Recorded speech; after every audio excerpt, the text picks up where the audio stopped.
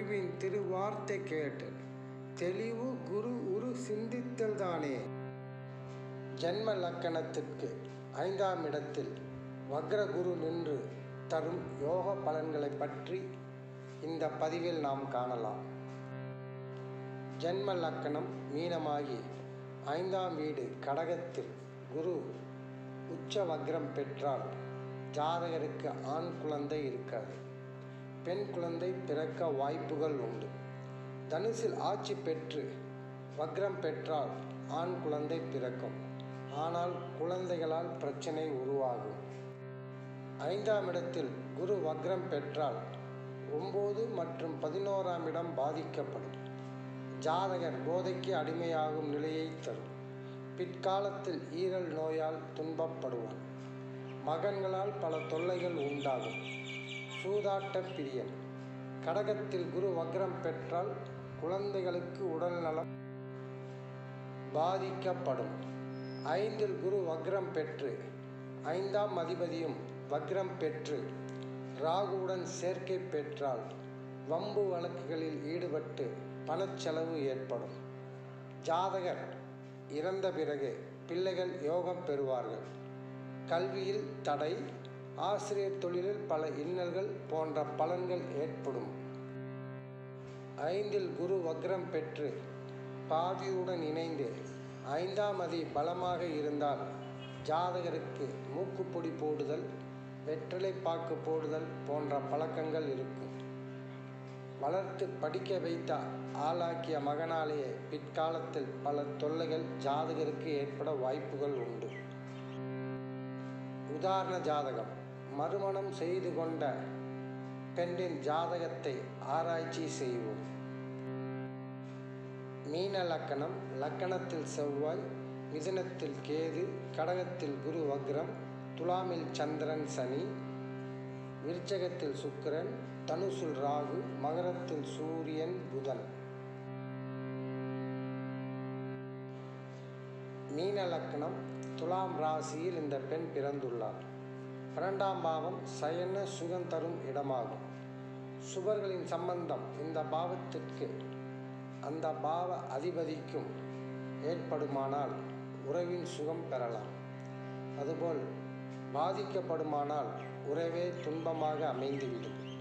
12ஆம் அதிபதியான சனி பகவான் 8இல் சந்திரனுடன் சேர்க்கை பெற்று அமர்ந்துள்ளார்.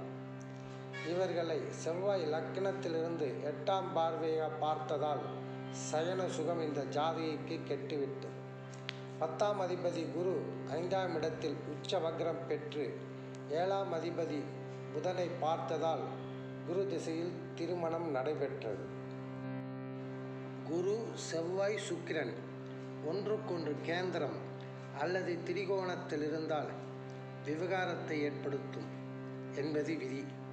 இந்த ஜாதகத்தில் குருவுக்கு 5 சுக்கிரனும் 9இல் செவ்வாயும் அமர்ந்துள்ளனர்.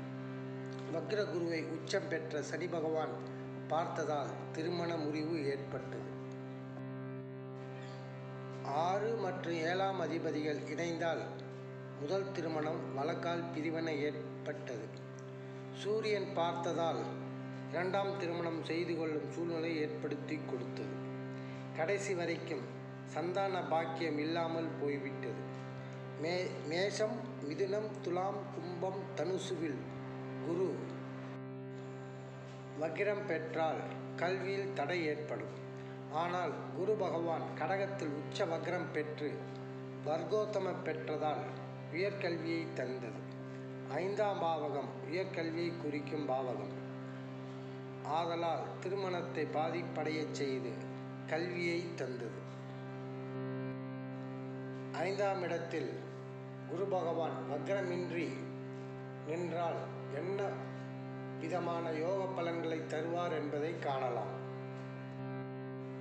லக்கணத்துக்கு 5ஆம் இடத்தில் குரு இருக்க பிறந்த ஜாதகன் பெரியோர்களுடன் நட்பு உடையவன், பேச்சாற்றல் மிக்கவன், தீர்காயுள் கொண்டவன், விவேகி, சாஸ்திரங்களை கற்று தேர்ந்தவன், மன்னர்களிடம் நட்புறவு கொண்டவன், தாயின் பெற்றோருக்கு மரணம் ஏற்படும், நல்ல உடல் உடையவன் போன்ற பலன்கள் கிடைக்கும் என்று சாதக சிந்தாமணியில் சொல்லப்பட்டிருக்கிறது.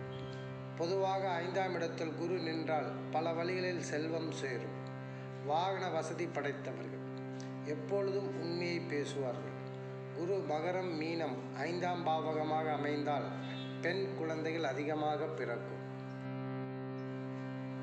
அழகான உடை ஆபரணம் அணிவதில் தீராத ஆசை உடையவர்களாக இருப்பார்கள். தானம் தர்மம் செய்வதில் ஆர்வம் உடையவர்கள். குரு 5ஆம் பாவத்தில் இருப்பது காரக பாவநாஸ்தி என்ற விதிப்படி குழந்தை செல்வத்திற்கு தோஷம் தரும். குரு எங்கு இருந்தாலும் குருவுக்கு 5ஆம் பாவத்தில் பாவிகள் அல்லது லக்கணத்திற்கு 5ஆம் பாவத்தை 8, 12ஆம் அதிபதிகள் இருந்தால் இறுதி வரை குழந்தைகளால் ஏதோ ஒரு பிரச்சனைகள் ஏற்பட்டு கொண்டே இருக்கும். 5இல் நிற்கும் குருவை சந்திரன் அல்லது சுக்கிரன் பார்த்தால் பெண் குழந்தைகள் பிறக்கும். அதுபோல் 5இல் நிற்கும் குருவை சந்திரன் மட்டும் பார்த்தால் பணக்காரி ஆவாள். 5இல் குரு நிற்க 11இல் சந்திரன் நின்றால் தன் குலத்தில் புகழ் பெறுவார். 5இல் நிற்கும் குருவை செவ்வாய் பார்த்தால் கரு அழியும். செவ்வாய் சூரியனும் சேர்ந்து குருவை பார்த்தால் பலவீனம் மற்றும் ஈரல் பாதிப்பு ஏற்படும். 5இல் குரு 11இல் சனி நின்றால் வக்கீல், பாரிஸ்டர் போன்ற தொழில் அமையும். உதாரண ஜாதகம்: புகழ்பெற்ற டைரக்டர் சத்யஜித் ரே அவர்களின் ஜாதகத்தை ஆராய்ச்சி செய்வோம். மேச லக்கணம். லக்கணத்தில் சூரியன், புதன், சுக்கிரன், ராகு. ரிஷபத்தில் செவ்வாய், சிம்மத்தில் குரு, சனி, துலாமில் கேது, கும்பத்தில் சந்திரன்.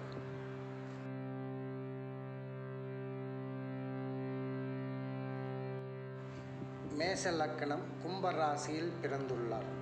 சுக்கிரன் 2 மற்றும் 7க்கு அதிபதியாகி லக்கணத்தில் இருந்து லக்னாதிபதி செவ்வாயுடன் பரிவர்த்தனை பெற்று அம்சத்தில் ஆட்சி பெற்று ராகு, கேது, சனி சம்பந்தம் பெற்றதாலும் சுக்கிரன் 5, 6ஆம் அதிபதியான புதன், சூரியன் இணைந்து புத ஆதித்ய யோகம் பெற்றதால் கலைத்துறையில் ஈடுபாடு ஏற்பட்டது. 9, 10ஆம் அதிபதி குரு, சனி இருவரும் இணைந்து 5இல் அமர்ந்து 11இல் நிற்கும் சந்திரனை பார்த்ததால் கற்பனை வளம், திரைப்படம் தயாரிக்கும் தொழிலில் ஈடுபட்டார். சனியின் பார்வை சுக்கிரன், சூரியன், புதனுக்கு ஏற்பட்டதால் கலைத்துறையில் செல்வம் மற்றும் புகழ் பெற்றார். தர்ம கர்மாதிபதி யோகம், புத ஆதித்ய யோகம் இந்த ஜாதகத்தில் அமைந்துள்ளது. குரு சந்திரன் சமசப்தமாக பார்த்ததால் கஜகேசரி யோகம் ஏற்பட்டு இத்துறையில் புகழ் பெற்றார். வாழ்க வளமுடன், வாழ்க வளமுடன், வாழ்க தமிழ்.